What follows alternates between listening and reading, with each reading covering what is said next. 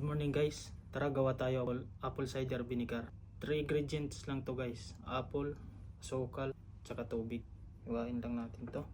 Ito i-blender ko ito guys para magkasya dito sa lagayan. Walang jar eh. Tinatapon lang nila to eh. Hindi kumakain yung kasama namin dito. Hindi na kailangan bumili ng apple cider. Marunong naman tayo gumawa.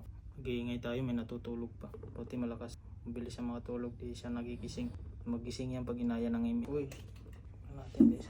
Sagad natin ang tubig. Dito na lang natin tatansyahin yung tubig. Kailangan lumubog siya. Maangat.